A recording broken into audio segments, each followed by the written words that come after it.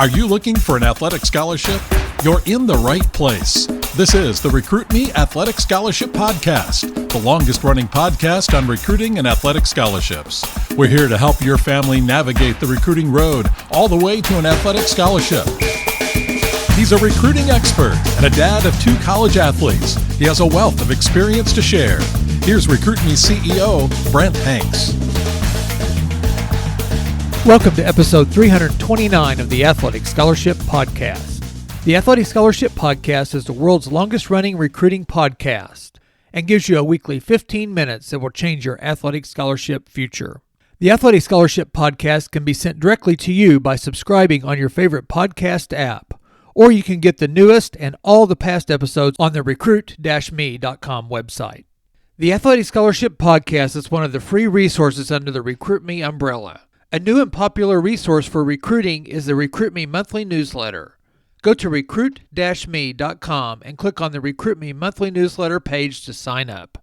This episode takes us away from the series of podcasts that are giving you a look inside the NCAA.org, the NAIA.org, and the NJCAA.org websites. That series concentrates on specific topics to help you stay focused on that topic and to not waste time and energy clicking all over the websites, then not getting the information that you are looking for. Go back and listen to episode 326 about eligibility centers, episode 327 about academic requirements, and episode 328, which covers the guides for a college-bound student athlete. Future episodes will cover questions to ask and frequently asked questions, which are on these websites. This week, I want to talk about what high school student athletes need to do and can do at this time of their high school careers. The transition from fall sports to winter sports and the holiday season are good times to evaluate where you are in your recruiting journey.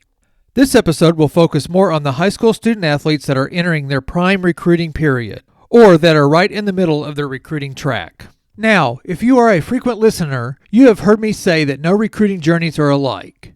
There are many factors in each recruiting journey. A high school student athlete's age and maturity are 2 of the major factors of when your serious recruitment starts and takes hold.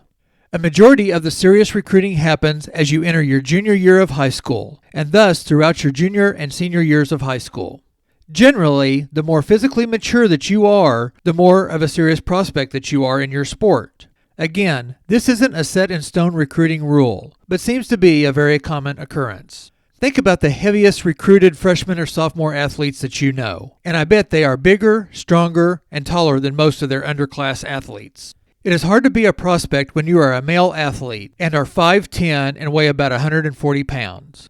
Most sports need strength and height, and as a freshman or a sophomore, you may not quite be there. Both of my sons were in that boat. Then as they entered their junior years of high school, they were 6 foot or 6'1" and 150 to 155 pounds. Both were not huge, but were up to good baseball size and strength.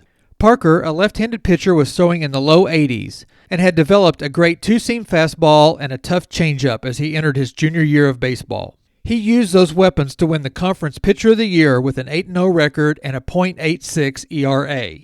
Sutton had a special talent too. As he entered his junior year, he was running under a 7-second 60-yard dash and would eventually be clocked at a 6.5-second 60-yard dash. This skill put him in a special class of baseball speed. Parker started getting recruiting looks at the very end of his summer as he entered his junior year of high school. Sutton's looks started more during his summer between his junior and senior year of high school.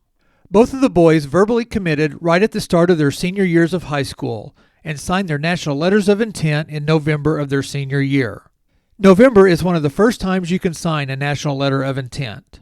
So, this fall, if you are a freshman or a sophomore and are not getting recruited heavily, then go to the recruit-me.com website and get the free recruiting power pack. If the power pack link is not working, I've had some trouble with it since putting the new site online, email me at brent@recruit-me.com and I'll send you the player profile template. The player profile template is a good guide to tell you when you are a mature recruit. As you get all the boxes filled out, this tells you that you are recruitable. Oh, also, if you will email me, I will send you 2 great worksheets. Those worksheets are highlighted in episode 322, the College Parameters Worksheet and the School List Startup Worksheet. These worksheets are great to use anytime during your recruitment. Let's see what the fall to winter transition season brings you if you're a junior or a senior.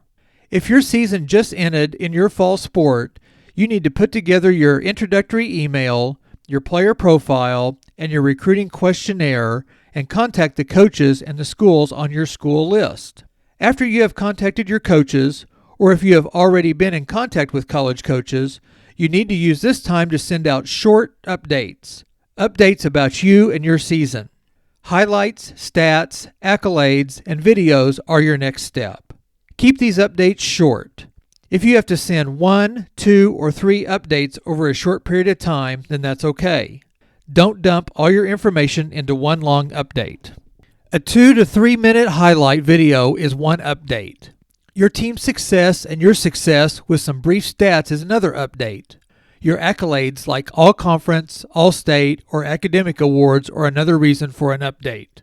Remember to use a recruiting-only email that you and your parents monitor frequently, and make it look like this: SuttonHanks2022@yahoo.com. Use the end of the fall season to make sure coaches know about your season.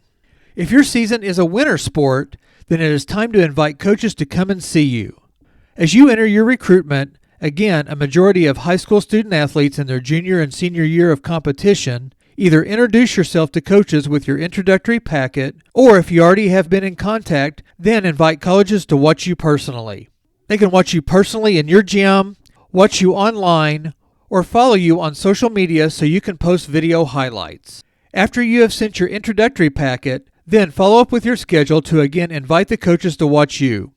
Also, a side note. Remember that most college coaches are in their own seasons, and that it is tough for them to fit personal visits into their schedule. Another part of the side note, there may be no contact or dead periods during the season, so a coach may not be able to contact you at that time. Go to on.ncaa.com/recruitcal and see your sport's quiet periods, dead periods, evaluation periods, and recruiting periods. Take advantage of the break between the fall and winter sports to prepare for the upcoming winter season. Again, if you are an underclassman playing as a freshman or a JV sport, then work on your game, get a nutrition plan together, and a weight program going, and concentrate on your grades. Check out the NCAA and the NAIA eligibility centers and get started on your registration. Also, RecruitMe suggests that you take your SAT or your ACT test during your sophomore year. Some sources say to take the test your junior year, but I like the sophomore year so you can learn from it, then prepare to improve on it. The holidays are a good time in any sport, winter, fall, or spring, to make a skills video. Arrange to use indoor facilities if it is too cold outside for an outdoor sport. If your sport has metrics that use velocity, get a radar gun. Or if it has a metric of foot speed, get a stopwatch, or use your phone stopwatch. Video your sports skills: serving, shooting, dribbling, fielding, throwing, jumping, or catching. Get a friend or family member to video, and you can edit the video to a 1 or 2 minute skills video. What if your sport is a spring sport? Use this time to prepare. As a freshman and a sophomore, do your homework on colleges. Get started on your recruiting path early, getting your academics in order. Start doing research to build your school list and to be ready to contact coaches when your size and skills come to be. Create habits by getting in the gym, the weight room, and the field to get better and stronger. Do research on your nutrition.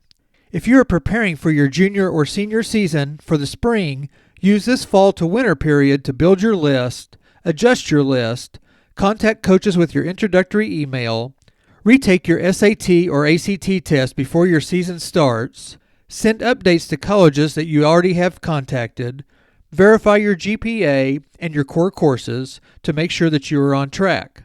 Take an opportunity to go to a camp or a showcase to get in front of college coaches. Send any update videos or metrics taken at these winter showcases. Also, as you get your spring sports schedule, you can send it out to college coaches on your school list.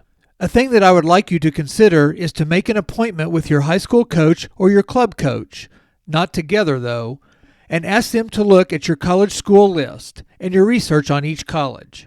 Let them help you find your level of play and adjust your list. Your coaches can have some insight by knowing college coaches, knowing about the college programs, or having experience with the college.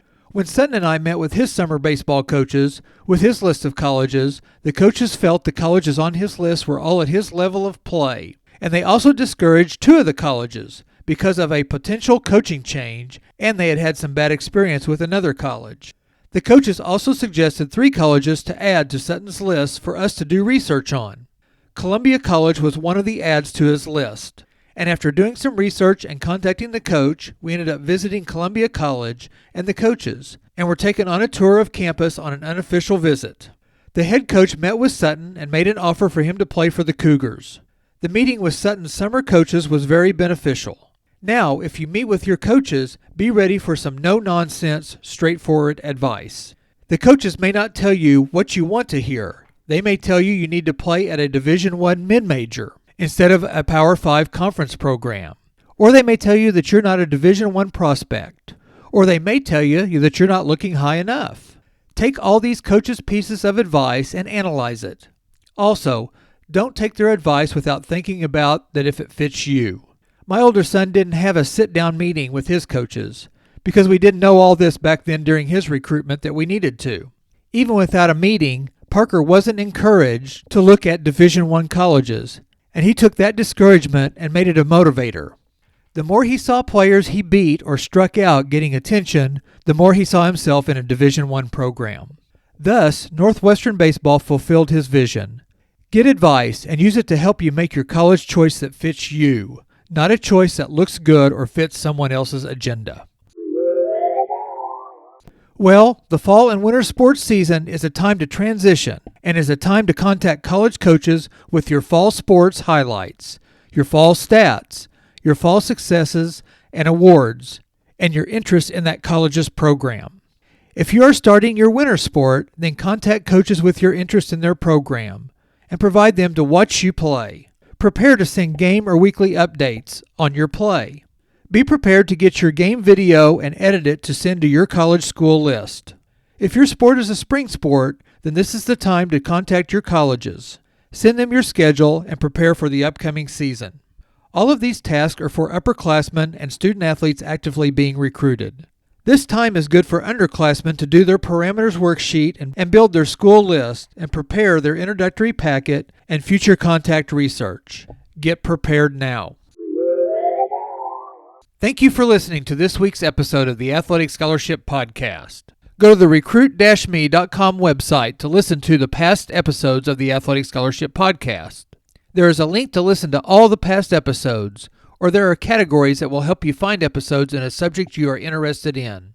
Right now, these categories cover episodes 203 through this current episode. Categories like high school junior year, interviews with college coaches, recruiting research, official and unofficial visits, and NCAA, NAIA, and JUCO. This category houses the episodes in this series called an inside look into the NCAA, NAIA, and NJCAA websites.